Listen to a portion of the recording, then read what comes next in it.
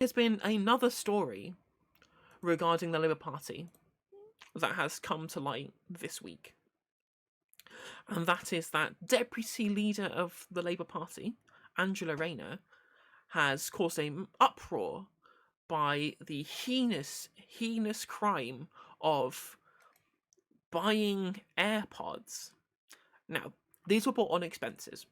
Now, if cast our minds way back to the expensive scandal, what were the kind of things that were getting claimed on expenses that there was a massive furore over? There was a moat, there was porn, there was absolute nonsense and second homes and all that kind of malarkey. Abhorrent, right? Not going to defend that. Now, Labour's deputy leader Angela Rayner claimed a pair of personalised Apple AirPods on expensive, the Sun can reveal. Now, AirPods can be personalised for free, so let's just ignore that for the moment. That's not a difference in price. Now, these are AirPods Pro, so what I'm also not going to defend is anyone buying anything from Apple. Apple are a garbage company for garbage people who create garbage products, and if you buy them, you're an idiot. Like, hot take time.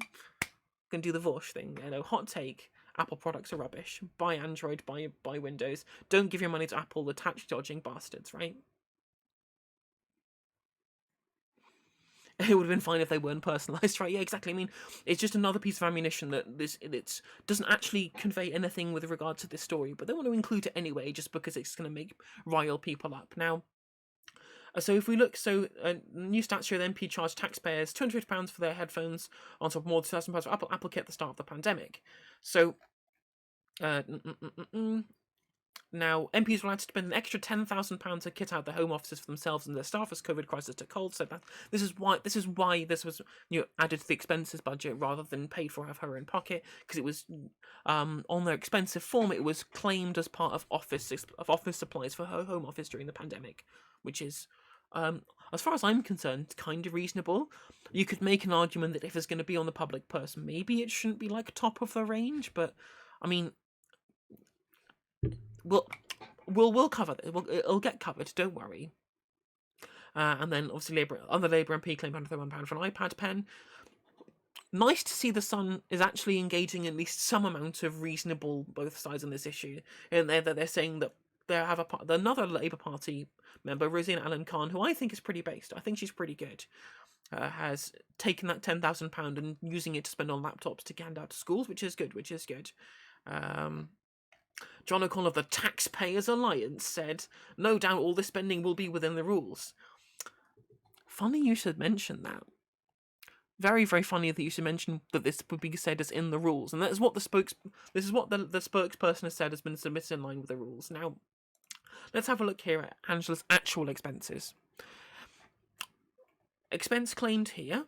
Office costs, some amount of it is obviously rent, and then there is some staff that are actually paying like their staff as well. And then there's these things here, which is some £600 for Apple equipment, £1,400 for laptops, and then £1,200 for stationery supplies. So this is all our office costs for like actual office equipment, which comes up to £4,500, that or thereabout. Okay, now, what do you think the limit for MP's expenses on office supplies was before the £10,000 increase? Anyone want to hazard a guess at how much the actual allowance was before they got given like the extra 10k because of the pandemic? I'll tell you. It was £26,000. Right? So this increases to £36,000 with that additional 10k. So even before the 10k increase, this was still within how much you're supposed to be able to have to be able to, kit out your office during the pandemic, because they're all working from home. And it's not like Angela Rayner is some kind of millionaire Jacob Rees-Mogg style figure who can just pay for anything out of their purse, because to his credit, even though he's a millionaire, Jacob Rees-Mogg has not actually claimed anything on expenses, because it has all come out of his pocket. The reason why MP's expenses exist is specifically to level the playing field between poor and rich MPs. Not that you're likely to be as poor when you're an MP, although you've not been an MP for that long, only 6 years or so. Is specifically for the reason that sometimes these costs, which are going to go specifically towards actually performing your duties as an employee of the state, that you'd be able to actually have, the facilities with which to do that.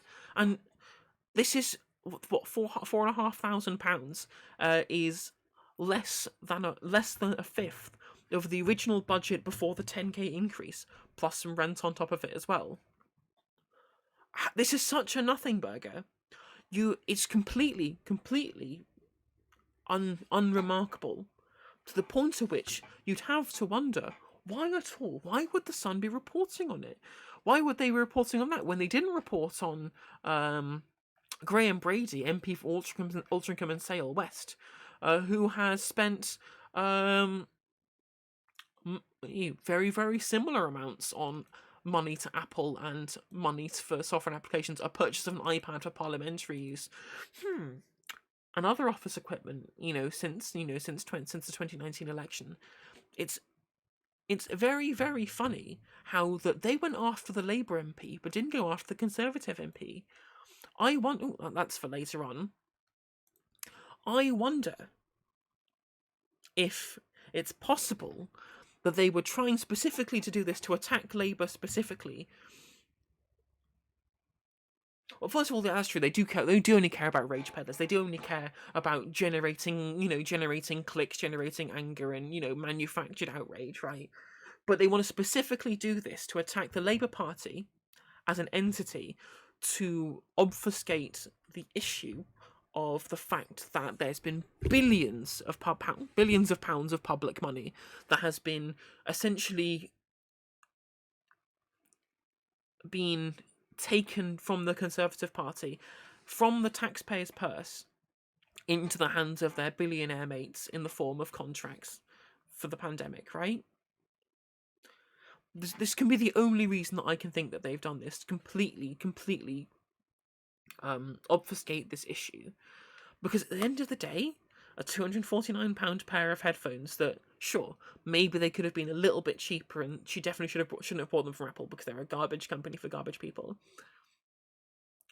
Maybe that's a fly in the ointment compared to billions of pounds of taxpayers' money that's essentially been taken through larceny by Conservatives and stuffed into the pockets of their billionaire mates, right?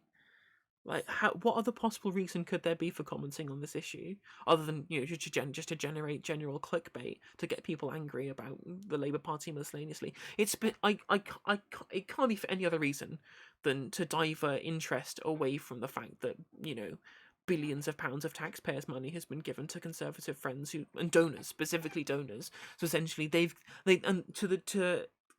factors of 10 more than the amount that they donated as well. So it's not even like equal remuneration for the money that they gave. It's just a ridiculous level of what's the word I'm thinking? I'm always in the middle of a sentence. I always forget words, and it always happens while I'm streaming. I can't think of the word I'm supposed to be saying here, but I'm just going to say it's ridiculous. Essentially they were able to give this money to their friends without any kind of pushback from the Sun and people like that. Yeah, they're going to comment on a Labour MP who, for all of her faults that she's had since she's been deputy leader, like, she's been better at holding the government to account that Keir Starmer has for a considerable amount of the time that she's been deputy leader, and I'm going to praise her for the work that she's done with that. And she's not just some QC like Starmer is. She's not just some posh boy QC who's been punishing black people in his role in the judicial system. She grew up as a working class mother who came up through the unions to become a member of the Labour Party, and the Labour Party the Labour Party top brass, right? She's not one of the corporate Labour Party members, and despite the fact that a lot of people on the left try and paint her as such, which I think is kind of unfair. Like, I think she's not been perfect in her time as deputy leader, but she's certainly better than Starmer, and I think she definitely still has working class ideals, right? So I'm not going to criticise her like some people on the left have. Which brings me to why I keep seeing this Angela Rayner story in leftist Facebook groups. What do you think you stand to gain from signal boosting this right wing journalism when you're continuing to fuel this narrative that all politicians are the same? No, they demonstrably are not the same. The Conservatives are absolutely worse than the Labour Party, both on expenses during the expenses scandal as well. Let's be clear: the people with all the worst expenses were all Conservative MPs. This is also the same as what other MPs are doing. It's within the rules, and this kind of anti-Labour ire that the Sun are clearly trying to engender here is not. How is this going to lead to pragmatic outcomes that favour leftist perspectives? Right? What do you think this is going to achieve, other than just make people completely disengage from the difference between left and right politics in this point, left and right politicians specifically, because at the end of the day, like, whilst there is a certain amount of politics that is, obviously there's a lot of grassroots politics, especially on the left, but the vast majority of politics is done through the vector of the political discourse that happens through actual politicians, right? So by denigrating people who are generally on our side, and not just like on our side as in opposed to the Tories, on our side on actual economic issues, like she's clearly just some kind of sockdem and like a traditional kind of pre-New Labour but kind of post-Thatcherite social democrat Labour member who's clearly at least somewhat allied with us on quite a lot of issues, and she's not a socialist, but I'll take that.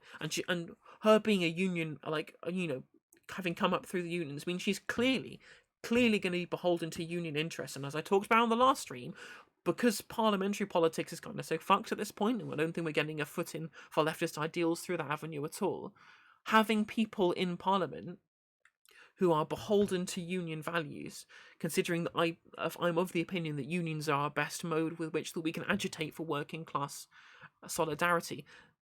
Hence why the nurses were striking and they were taking industrial action through the unions. It's clear that union action is where we're going to get our actual political change from. Why would we specifically attack someone who is demonstrably beholden to union values? It makes no sense for us to do that. So why we are continuing sharing this narrative when we should be concentrating on the real issue, which is Conservative boys club members essentially taking our tax money and distributing it out amongst their mates with basically impunity. There's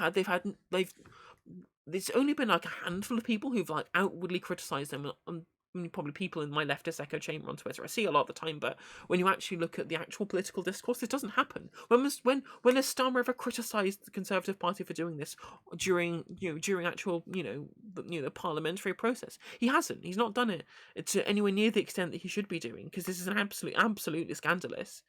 Yet here we are fucking talking. They are fretting over someone buying headphones on expenses.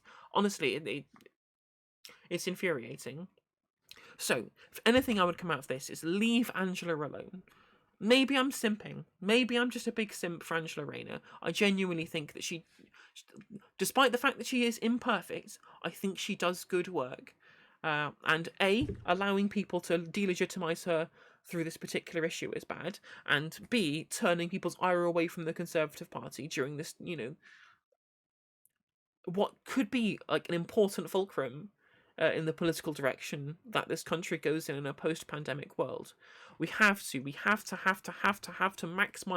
maximize our ability to be able to agitate for a new kind of post-neoliberal politics once the pandemic is over. We cannot go back to the normality of austerity politics after this, and without being able to form at least some kind of alliance with social democrats on these issues, that's never going to happen. So, yep, my main point, leave Angela alone. She really didn't do too much wrong on this particular topic.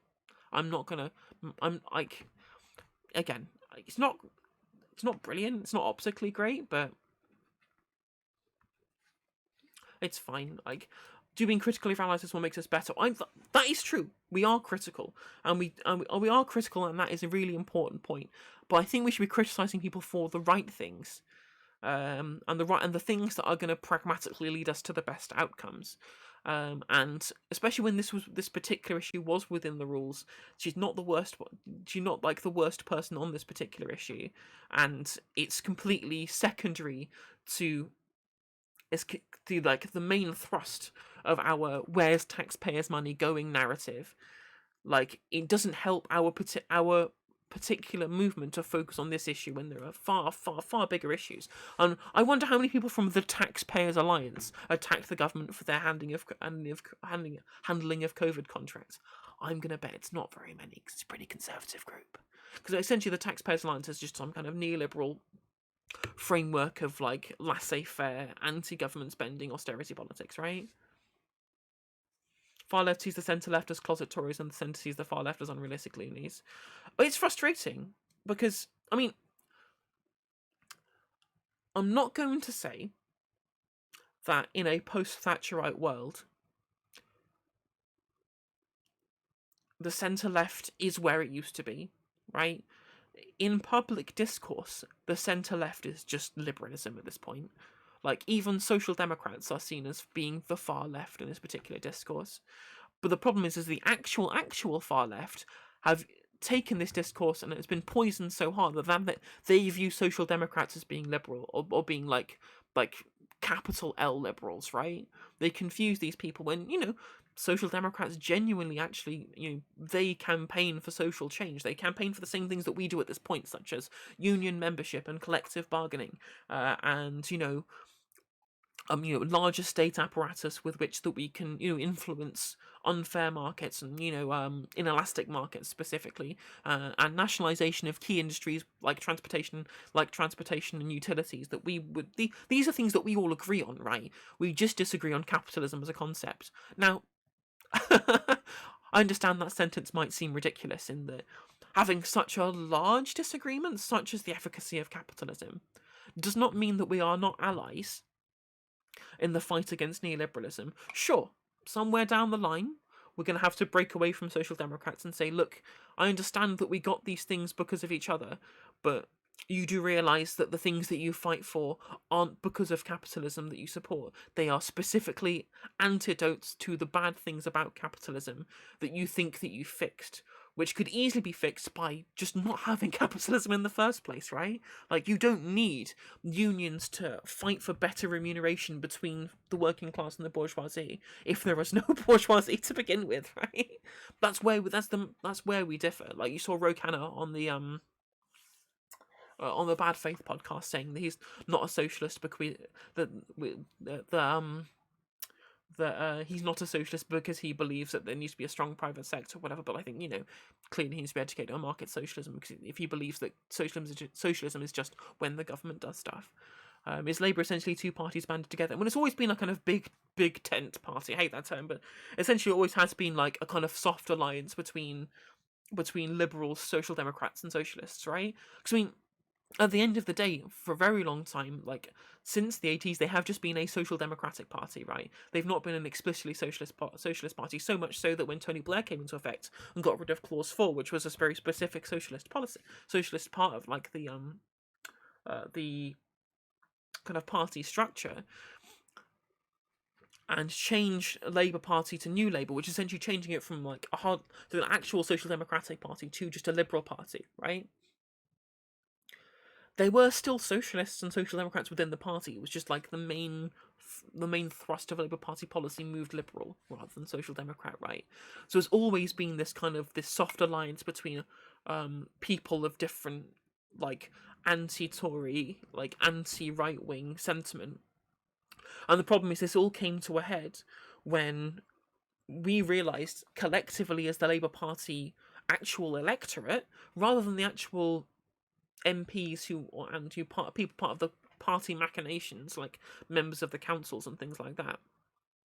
As the actual electorate realised that, liberal and neoliberal economic policies aren't good for the working class, aren't giving us the actual material conditions that we need to properly get ahead in society and to change society for the better, there was this kind of long-term schism in the party between people who, still clung to liberal politics and people who had moved past that. And which is why when Corbyn was elected as Labour leader, with a massive majority, which showed that the vast majority of the Labour electorate were for, you know, what in kind of Jeremy Corbyn's manifesto was entirely social democratic policy. There was like the forced selling of stocks and shares to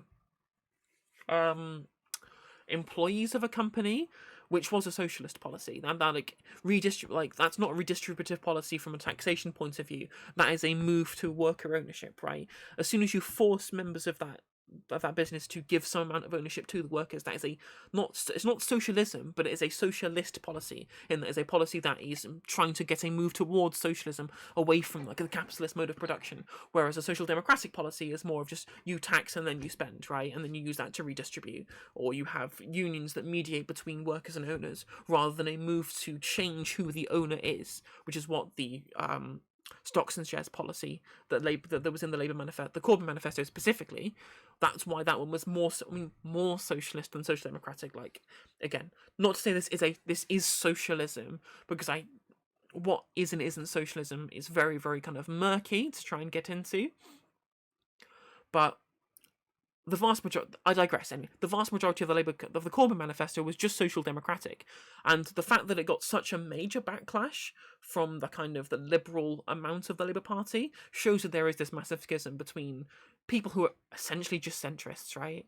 Like, they're not even, if you're not even a social democrat, you're just a liberal, then you're a centrist. Like, I hate to say it, and that's why we have this big gap in political opinion between people on the right and the left of the Labour Party at this point, and why this Corbyn anti-Corbyn kind of war internal fight happened within the Labour Party. Although I think it's really important that we as socialists within the Labour Party move on from Corbyn. I think I touched on this previously, where it gives people far too much ammunition because Corbyn himself has so much baggage, and it's kind of turned socialism into a personality cult when it shouldn't be. But anyway, I've kind of got off the kind of main points here, but in general, it is important, right? It's important to be critical of the people that even the people that we support and that we like and we cherish. We need to be critical of them, like critical of your friends when they do something bad, because that's what good friends do, right? If someone did something bad and they didn't realize you didn't tell them, they wouldn't learn.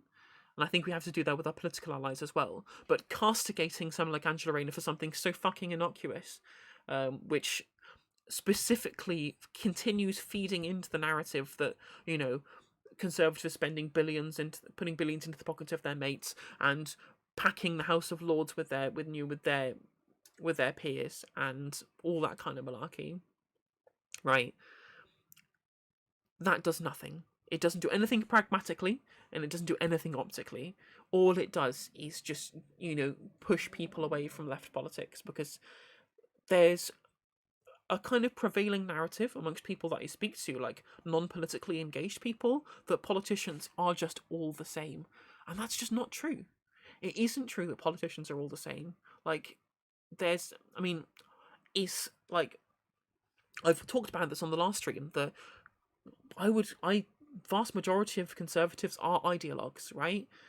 But not even like proper ideologues, in that they believe an ideological narrative that they have a personal investment in.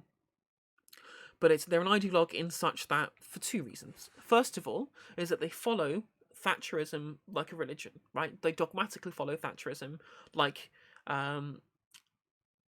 in so much as though they just have this idea that it's correct because it's been sold to them by their contemporaries within the Conservative Party. And that's part of a conservative movement, is this kind of dogmatic, beholden to that. They're dogmatically beholden to Thatcherism as a concept. And the second part is they're ideologically married to whatever gets them the most money, right?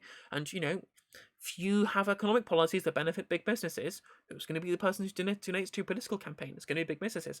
What do you do when then you need to give out COVID contracts? Well, you're going to give it to the people who are going to be most likely to donate to you, and that gets you richer. That's why they're ideologues. Whereas Keir Starmer, he's not an ideologue. He's a political windsock. All he does is blow in the direction in which he thinks is going to, be the best, thing, from with regards to public perception at that time. Now, not to say that trying to do things which is best to maintain a public perception is good, because it definitely is. You definitely should be trying to, as hard as you can, to make the public perception of yourself better. But only having that as the single metric for your political platform is bad, because it means you're not doing things for what's correct, you're just doing things for what's popular. And those are two different things. Like, I'm a fan of democracy, but I'm not a fan of the democratic mandate. It does not necessitate being correct, right? A democratic mandate is a good position to take for which policies that you enact, but not for which policies are good or which aren't. You have to actually have a conversation about the efficacy of, the material impacts and the consequences of these policies to actually discern whether or not they're the correct policies or not in these cases, right? So that's what Keir Starmer is. He doesn't have an ideology. All he does is just point in the direction he thinks the political winds are blowing. Whereas I think Angela Rayner probably is kind of ideologically motivated in the same way we are. It's just we kind of differ with our responses to capitalism. So, yeah, concentrate. Again, pick your fights properly. Think about the actual outcomes of what you're doing, and use that to make people's. And use that to try and divert people's attention towards the things that actually matter. Because in the grand scheme of things, this AirPod story, completely pointless. Does not matter.